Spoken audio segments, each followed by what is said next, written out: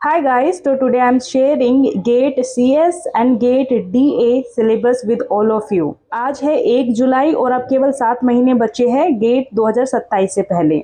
Gate एक 100 marks का exam है जिसमें MCQ, MSQ, NNT टाइप के क्वेश्चंस होते हैं। ये 3 घंटे का एग्जाम है, 65 क्वेश्चंस आते हैं इसमें। नेगेटिव मार्किंग भी होती है, इसलिए आपको एक्यूरेसी पर फोकस करना है। केवल MCQ में नेगेटिव मार्किंग होती है, बाकी MSQ और NAT में कोई भी नेगेटिव मार्किंग नहीं होती है। अब सबसे पहले हम गेट CSIT के लिए सिलेबस देख लेंगे। जनरल एप्टीट्यूड 15 मार्क्स का वेटेज रखता है, बाकी 85 मार्क्स हमारे कोर सब्जेक्ट के होते हैं। इंपॉर्टेंट सब्जेक्ट्स जो होते हैं वो C programming, data structure, algorithm होते हैं जो 12 से 15 मार्क्स का वेटेज रखते हैं। तो ये बहुत इंपॉर्टेंट सब्जेक्ट होते हैं, आपको अपनी स्ट्रेंथ सबसे पहले इन्हीं से तैयार करनी है। Discrete math and engineering mathematics 12 से 15 मार्क्स के आते हैं।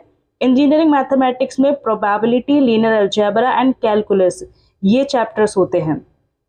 डिजिटल लॉजिक 4 से 6 मार्क्स के आते हैं। ये एक इजी सब्जेक्ट होता है, तो आपको इस पर फोकस करना बहुत ज़रूरी है। COA 7 से 9 मार्क्स के आते हैं। ऑपरेटिंग सिस्टम 8 से 10 मार्क्स का आता है। DBMS 7 से 8 मार्क्स वेटेज रखता है। कंप्यूटर नेटवर्क 7 से 9 मार्क्स का वेटेज रखता है। TOC 6 से 8 मार्क्स का आता है और कंपाइलर डिजाइन 4 से 6 मार्क्स का आता है। अब हम कंप्लीट सिलेबस देख लेते हैं हर सब्जेक्ट का। इंजीनियरिंग मैथमेटिक्स जो 12 से 15 मार्क्स का वेटेज रखता है, उसमें डिस्क्रीट मैथ आते हैं, उसके साथ ये इसके टॉपिक्स होते हैं logic, sets, relations, functions, lattice, graph theory and combinatory. Linear algebra के टॉपिक्स ये आते हैं matrices, determinants, eigen value, eigen vector and LU decomposition. Then calculus जिसमें limit, continuity, differentiation, maximum, minimum and integration आता है। फिर आता है प्रोबेबिलिटी। प्रोबेबिलिटी में बेस थ्योरम बहुत इंपॉर्टेंट होती है। Random variables, binomial distribution and Poisson distribution, conditional probability topics होते हैं। डिजिटल लॉजिक हमें 4 से 6 मार्क्स का देखने को मिलता है। इसमें बूलियन अलजेब्रा, के map, flip flop, combination circuits, sequence circuits, counter, number system and floating point arithmetic ये टॉपिक्स आपको कवर करने हैं। अब जो हमारे COA होता है कंप्यूटर ऑर्गेनाइजेशन आर्किटेक्चर 7 से 9 मार्क्स का वेटेज रखता है। इसके topic CPU organisation, instruction cycle, addressing modes, pipelining बहुत इंपॉर्टेंट होता है इसमें, cache memory, main memory, virtual memory, interrupts and DMA।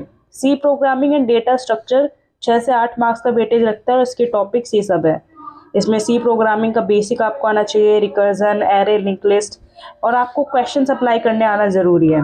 Gate एक कॉन्सेप्ट बेस्ड एग्जाम है जो एप्लीकेशन पर काम करता है, तो आपको थ्योरी से ज़्यादा क्वेश्चंस लगाने आने चाहिए।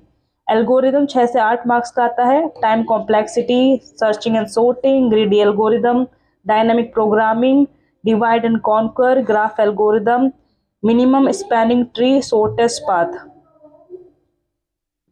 Theory of computation 6 to 8 marks के आते हैं। इसके टॉपिक है DFA, NFA, regular expression, CFG, context free grammar, PDA, Turing machine and डिसाइडेबिलिटी।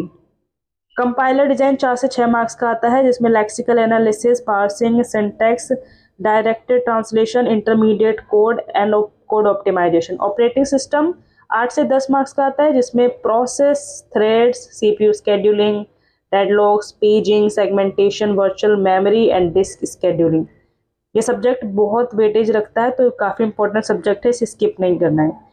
DBMS 7 से 8 मार्क्स का आता है, जिसमें ER model, relational algebra, SQL, functional dependency, normalisation, transaction and concurrency control ये टॉपिक्स आते हैं।